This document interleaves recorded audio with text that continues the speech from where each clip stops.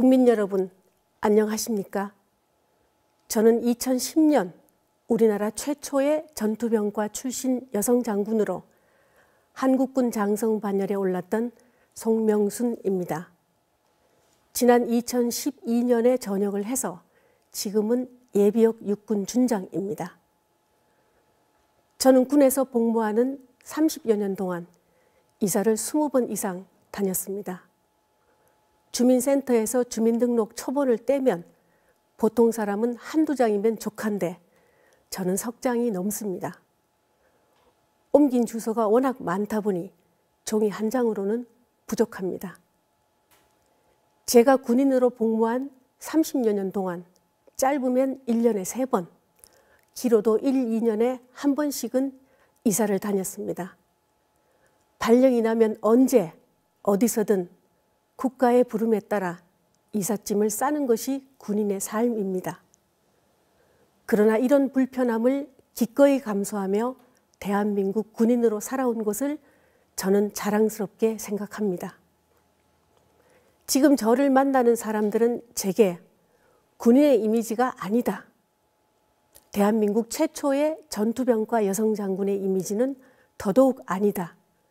라고 말씀하시지만 제복을 입으면 제 표정과 말투는 지금과는 많이 달라집니다. 그렇다고 해서 전혀 딴 사람처럼 180도 달라지지는 않습니다. 군인으로 복무를 할 때도 저는 늘 부드러운 카리스마를 갖춘 리더가 될 것을 신조로 생활했습니다. 저는 지난 2006년 대령 계급으로 1년 동안 충남 논산 육군훈련소에서 교육연대장으로 복무를 했습니다. 당시 7명의 연대장 중에 저만 유일하게 여성이었습니다. 잘 아시다시피 육군훈련소는 국가의 부름을 받은 젊은 장정들이 입소를 하면 5주 동안 훈련을 시켜 군인의 기본 자세를 갖도록 한 뒤 각급 부대로 보내는 역할을 하는 곳입니다. 5주라는 짧은 기간 동안 사회에서의 생활 태도와 자세를 버리고 군인으로서의 기본 자세를 갖추도록 훈련시키는 일은 쉽지가 않습니다. 금주와 금연은 물론 스마트폰 사용과 간식까지 금지되는 5주간의 생활은 군인들이 군 복무 기간을 통틀어 가장 힘들어하는 시기이기도 합니다. 저는 이곳에서 엄마의 리더십을 실천했습니다. 훈련병들을 마치 제 자식을 대하듯 귀하게 대하고 가르쳤습니다. 실제로 제게도 아들이 한 명 있으며 22살인 아들은 지금 현역 군인으로 복무 중에 있습니다. 사실은 제 아들의 이름이 해병이라는 뜻의 마린이라서 선친, 남편, 그리고 저 이렇게 육군 출신만 있는 집안에서 해병대로 보내고 싶은 마음이 컸지만 여러 가지 조건이 맞지 않아 육군으로 갔습니다. 제 욕심이 과하지 않다면 저는 손주만큼은 반드시 해병대로 보내고 싶습니다. 당시 연대장이었던 제 모든 업무의 중심은 훈련병들이었습니다. 시간만 나면 훈련장으로 나가 함께 얘기를 나누고 어깨를 두드리며 격려하기도 했습니다. 그럴 때 훈련병들의 관등 성명을 부르는 대신 저는 그냥 아들 하고 불렀습니다. 아들, 훈련 힘들지? 밥은 먹었어? 하루아침에 달라진 낯선 환경에서 사회와 완전히 단절된 채 힘든 훈련을 이겨내며 엄마와 집을 그리워하던 훈련병들은 제가 아들 하고 부르기만 해도 왈칵 눈물을 쏟았습니다. 간혹 훈련병들 가운데 신병 훈련에 적응하지 못해 퇴소를 희망하거나 훈련소에서 퇴소를 결정하는 일이 발생하기도 합니다. 이런 일이 생기면 저는 부하 지휘관에게 일단 직접 설득을 해볼 테니 기회를 달라고 요청하곤 했습니다. 그리고 훈련병을 만나는 자리가 마련되면 저는 엄마가 아들을 대할 때처럼 다정하고 살갑게 손도 잡아주고 어깨도 보듬어 주었습니다. 힘들지? 뭐가 제일 힘들어? 하고 다가가면 훈련병들은 마음을 열고 자신들의 고민을 털어놓기 시작합니다. 그때 퇴소를 하면 지금까지 받은 훈련은 모두 무효가 되고 다시 신병교육을 받기 위해 들어와야 하는 상황을 충분히 인지시킨 뒤 힘든 일이 있으면 주저하지 말고 연대장을 찾아오라는 이야기를 하면 훈련병들은 다쳤던 마음을 열고 그러면 다시 한번 끝까지 노력해 보겠습니다. 라고 말을 합니다. 그렇게 마음을 다잡고 신병교육을 잘 마친 뒤 밝은 모습으로 훈련소를 떠나는 것을 볼 때 저는 큰 보람을 느꼈습니다.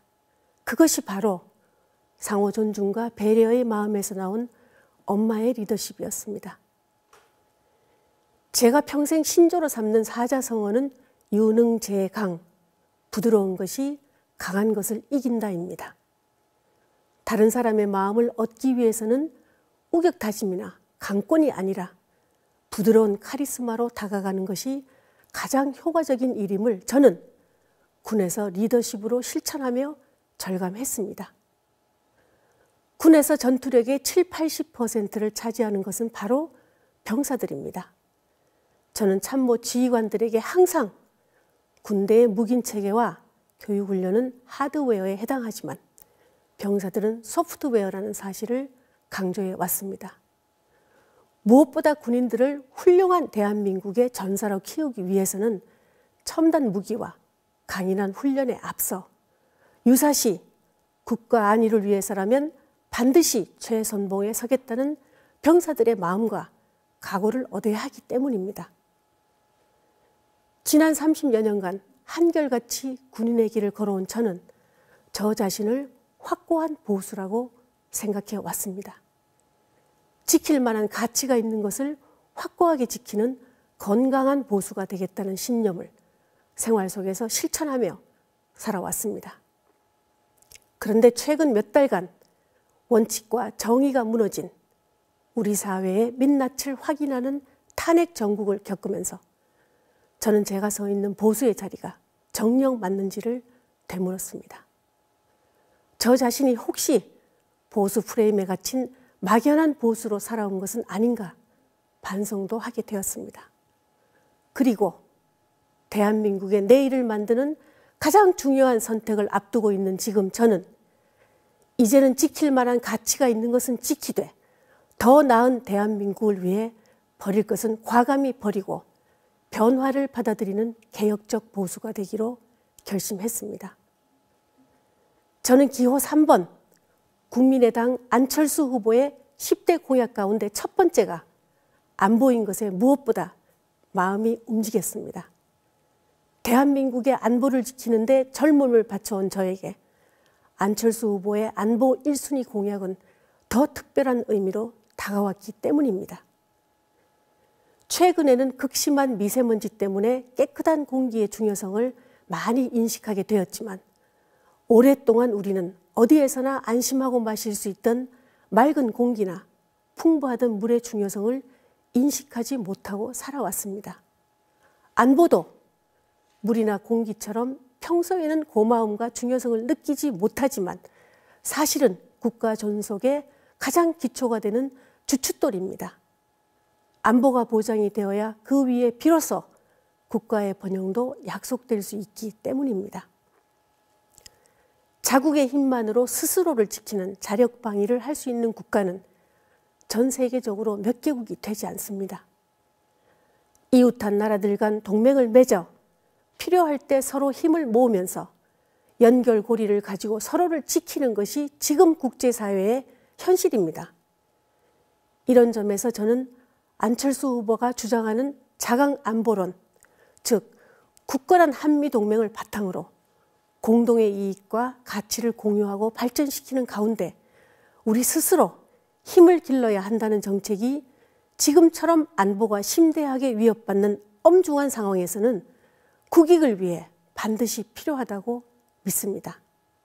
좀 더 나아가 한미관계 역시 용밀원적 관점에서 보아 동북아의 군사적 대립을 막고 실용주의적 입장에서 미국을 우리의 국익에 보탬이 되는 방향으로 유도하여 한반도의 평화 유지에 건설적인 기여를 하도록 최대한 활용해야 한다고 생각합니다. 한국 전쟁 이후 전면전은 없었다지만 현존하는 위협인 북한으로부터 우리는 끊임없는 도전을 받아왔습니다. 제가 군복을 입고 있으면서 겪은 북한의 도발만 해도 연평해전, 대청해전, 천안함 폭침, 연평도 포격 사건 등 실로 위기의 순간이 많았습니다. 전쟁은 그 어떠한 명분으로도 일어나서는 안 됩니다. 그런 의미에서 저는 안철수 후보의 안보 1순위 공약과 한미동맹을 바탕으로 우리 스스로 힘을 길러야 한다는 자강 안보론이야말로 대단히 시의적절하다 생각합니다. 안철수 후보의 공약 가운데 또 하나 제가 주목하는 것은 여성에 관한 공약과 정책입니다. 제가 임관했던 1980년대만 해도 군 내에는 남성과 여성의 차별이 심했습니다. 심지어 여군은 결혼을 하는 것까지는 허용이 됐지만 임신을 하면 군을 떠나야 하는 복무 부적합 규정도 있었습니다. 유리천정도 분명히 존재하고 있었습니다. 많은 시대적 변화와 발전을 겪긴 했지만 2000년대 초반까지도 여군 부사관들은 별도의 여군 부대에서 기거하며 주로 행정 업무 지원 역할을 수행했습니다. 저는 우수 여성 인력인 여군의 능력을 제대로 활용하고 또 인정받기 위해서는 남성들과 함께 동등하게 경쟁할 수 있는 기회가 주어져야 한다고 생각했습니다. 그러기 위해서는 단순 행정 업무에서 벗어나 각자의 직위에서 각자의 역량을 발휘할 수 있는 복무 제도와 환경을 만들어야 한다는 생각으로 여군 부사관 제자리 찾기에 심혈을 기울였습니다. 남성 부사관들과 여성 부사관들 사이에 존재하는 차별을 없애고 동등한 복지 혜택을 줄 것을 비롯해서 군 간부라는 신분과 계급에 부합하는 제도 개선을 위한 시도를 멈추지 않았습니다. 여군 부사관 제자리 찾기 노력을 시작한 지 불과 몇 년 만에 실제로 모든 여군 부대는 발전적인 해체를 하게 되었고 여군들은 전후방 각 지역에서 자신의 특기에 맞는 임무를 수행하게 되었습니다. 남성들과 동등한 환경에서 건전하게 경쟁함으로써 양성평등 문화 조성이 비로소 시작된 것입니다. 저뿐만 아니라 조직 내에서 자리매김하기 위해 고군분투하는 수많은 여성들을 위한 기호 3번 안철수 후보의 양성평등 대한민국 공약에 저는 주목합니다. 성별 임금 격차 해소를 위한 양성평등 임금 공시제 도입과 양성평등 육아휴직제를 비롯해 내각의 여성 비율을 OECD 국가 수준인 30%까지 올리겠다는 공약은 반드시 이루어져야 할 정책이라고 생각합니다. 육아를 위한 제도적 뒷받침이 없던 8, 90년대를 거쳐 여성 장군의 자리에 오르기까지 저는 가족들의 적지 않은 희생을 담보로 해야 했습니다. 때문에 제가 여성 장군으로 진급하던 날 그동안 많은 희생을 감수하며 엄마를 이해해 준 제 아이들에게 저는 큰 절을 했습니다. 이 영광은 엄마의 것이 아니고 바로 너희들의 것이다 라는 말과 함께요. 새삼 돌이켜보면 개인적인 노력, 가족의 희생, 조직의 배려, 주변의 도움 등 모두의 협력으로 한국군 최초의 여성 보병 장군이 되었지만 그 영광과 기쁨은 잠시 잠깐, 제 기억으로는 약 5분 정도였을 뿐 장군으로 재직한 2년 동안 짊어져야 할 책임감과 중압감에 내내 시달렸던 것 같습니다. 저는 여성 인재들의 보다 적극적인 활용을 위해서 정책을 입안하고 결정하는 중요한 자리에 여성들을 한층 더 적극적으로 기용하는 제도와 정책적 뒷받침 또한 반드시 필요하다고 생각합니다. 그렇게 함으로써 보다 균형적인 사회 발전을 가져올 수 있다고 믿기 때문입니다. 여성으로서 군인이라는 남다른 길을 걸으며 확고한 보수임을 자처해온 제가 꿈꾸는 나라는 안전하고 안정된 나라, 우리와 우리의 아들, 딸들이 그리고 우리의 미래 세대가 국가의 든든한 울타리 아래에서 마음껏 뜻을 펼칠 수 있는 그런 나라입니다. 우리의 바람을 현실로 만들기 위해 우리가 할 수 있는 가장 중요한 의무는 바로 우리의 꿈과 희망을 기꺼이 짊어진 후보를 제대로 찾아서 소중한 한 표의 응원을 보내는 것입니다. 여러분의 소중한 한 표를 기호 3번 국민의당 안철수 후보에게 주시기를 간곡히 부탁드립니다. 부드러운 듯 강하면서 머리는 차갑게, 가슴은 누구보다도 뜨겁게 미래를 향해 있는 젊은 대통령. 대한민국을 국민 여러분이 원하는 방향으로 새롭게 변화시킬 수 있는 기호 3번 국민의당 안철수 후보가 지금 여러분의 선택을 기다리고 있습니다. 경청해 주셔서 감사합니다.